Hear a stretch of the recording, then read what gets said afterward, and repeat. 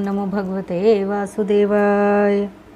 नमस्कार दोस्तों, आप सभी का हमारे YouTube चैनल पर स्वागत है। आज हम कार्तिक मास महात्म्य के 10वें अध्याय का श्रवण करेंगे। कार्तिक मास महात्म्य 10वां अध्याय। राजा पृथु बोले, हे ऋषि श्रेष्ठ नारद जी, आपको प्रणाम है।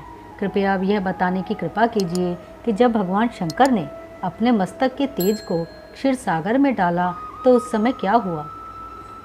नारद जी बोले, हे राजन, जब भगवान शंकर ने अपना वह तेज क्षीर सागर में डाल दिया तो उस समय वह शीघ्र ही बालक होकर सागर के संगम पर बैठकर संसार को भय देने वाला रुदन करने लगा।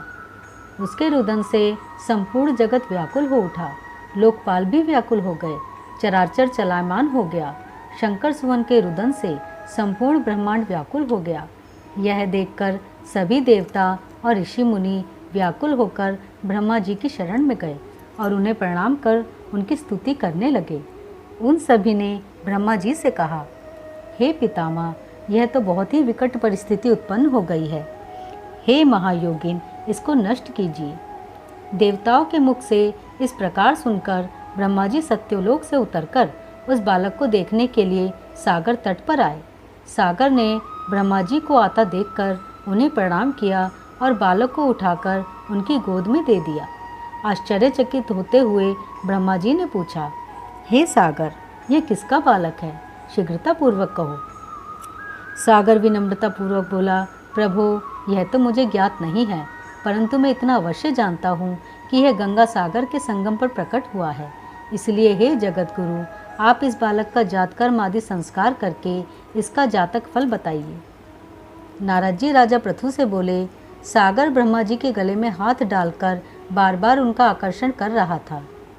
फिर तो उसने ब्रह्मा जी का गला इतनी जोर से पकड़ा कि उससे पीड़ित होकर ब्रह्मा जी की आंखों से अश्रु टपकने लगे।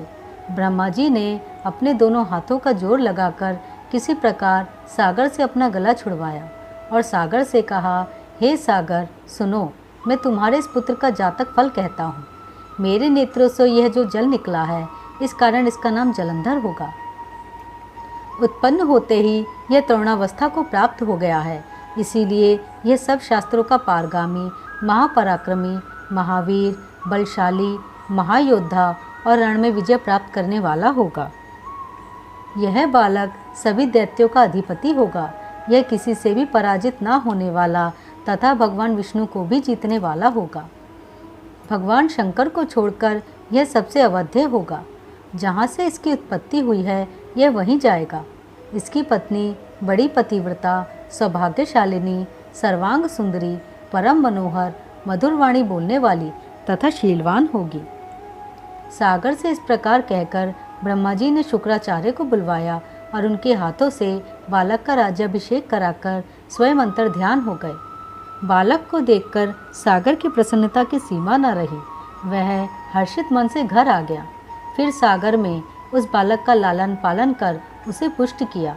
फिर कालनेमी नामक असुर को बुलाकर वृंदा नामक कन्या से विधि पूर्वक उसका विवाह करा दिया। उस विवाह में बहुत बड़ा उत्सव हुआ। श्री शुक्राचार्य के प्रभाव से पत्नी सहित जलंधर दैत्यों का राजा हो गया। कार्तिक मास महात्म्य 10वां अध्याय यहीं समाप्त होता है। ओम नमो भगवते वासुदेवाय।